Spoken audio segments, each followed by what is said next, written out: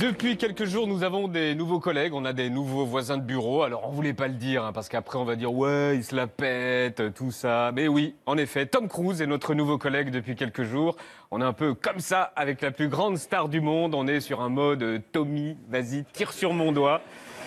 Alors, je vous explique. On est actuellement ici. Le studio est là, sur les bords de Seine, dans le 15e arrondissement de Paris. Tom Cruise tourne Mission Impossible 6, ici, depuis 2 jours, au bout de la rue.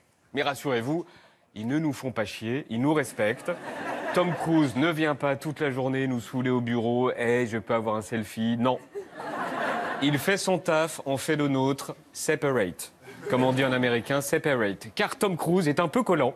Mais vous savez quoi ? On l'est beaucoup plus.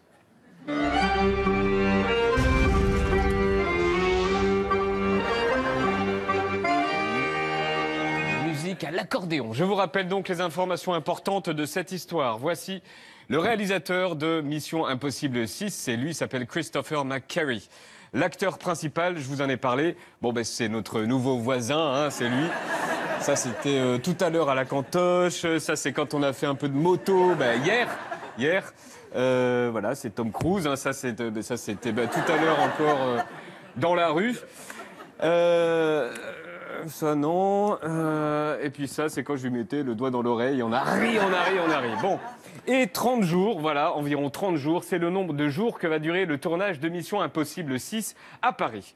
On y va, c'était hier. Clémence Mayani est arrivée à 13h sur le tournage. Voici le carrefour. Nous sommes au croisement de la rue Albert de Lapparent et de l'avenue de Saxe, dans le 7e arrondissement de Paris, donc au bout de la rue. Et voici le dispositif. Il y a une énorme grue en travers du carrefour, un carrefour justement complètement bloqué. Ici, vous voyez 2 rails qui viennent se croiser. Vous avez des matelas et des plots. Il est 13h. Hier, Tom Cruise arrive. Vous le reconnaissez, hein, Tom Cruise. Oui, mais c'est pas lui, c'est sa doublure officielle. Cheveux identiques, taille identique, même le visage lui ressemble. Mais ça n'est pas Tom Cruise. Mais il y a une deuxième doublure encore plus flippante. La voici. C'est ce sac ici qui est sur la moto, taille identique, poids identique et cheveux identiques. Voici la scène.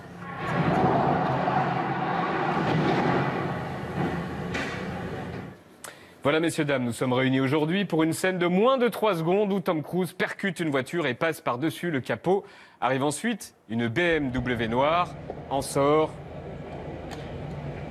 Tom Cruise, le vrai. Il sort de la voiture, tout en noir, lunettes de soleil, démarche étrange, vue de haut, car Clémence était chez sa mémé, voilà. Il va directement voir le réalisateur, il boit en entier une bouteille d'eau de la marque que si on zoome, comme dans Mission Impossible, on s'aperçoit qu'il s'agit de la marque Fiji Waters, une marque qui existe très peu en France. On en conclut donc qu'il s'agit d'un caprice de star. Bref, il se fait briefer par le réalisateur, il va lui-même checker la scène et regarder l'axe de la caméra. Il est aussi producteur du film. Mais vous n'avez rien remarqué sur ces images? Non? Vraiment rien? Tom Cruise a les lacets défaits.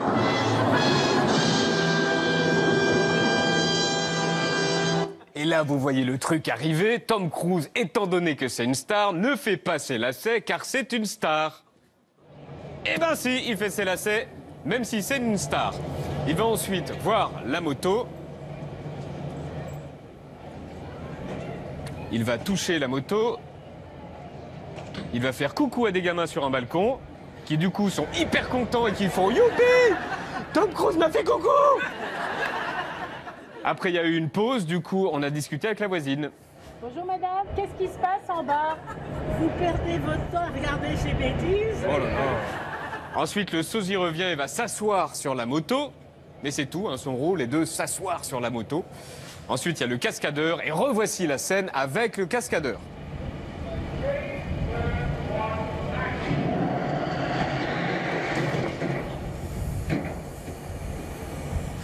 Pendant ce temps, Tom Cruise fait des étirements. Alors qu'à ce moment précis, on a quand même juste envie de lui dire « Mais tu vas la faire, la scène de 3 secondes sur ta moto, ouais? Tu bloques tout un quartier !» Eh ben non. Il va se changer. Il va changer d'habit. On s'aperçoit qu'il avait d'ailleurs une armature depuis qu'il est arrivé, d'où la démarche un peu robotique du début quand il sortait de la BM. Il va enfin s'installer sur la moto. Ensuite, il va répéter le rôle qui pourrait lui faire remporter un Oscar, le rôle de celui qui regarde derrière. Il regarde comme ça le méchant qui le suit tellement il est méchant. Attention, action! Ouh, qu'il est méchant! Il me suit, le méchant! Il me suit! Oh! Oh, le méchant, il me suit! Ensuite, il lui propose 2 paires de gants. Tu veux quels gants pour la scène de 3 secondes? Les noirs ou les noirs? Ah, je vais choisir les noirs. Il lui attache ensuite le harnais. Ensuite, il va se remettre les roubignoles. Et là, tout est prêt pour la scène de 3 secondes. Voici la scène.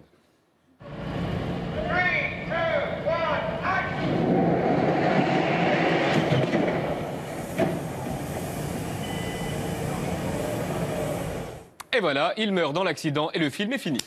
Hop.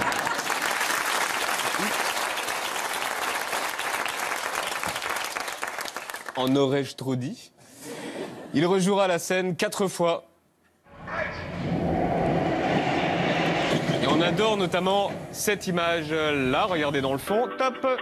Une voiture passe. Si votre mari est arrivé en retard et vous a donné comme excuse « Excuse-moi chérie, j'étais en retard parce que Tom Cruise a atterri sur le capot de la Peugeot accroché à un câble », croyez-le, c'était vrai.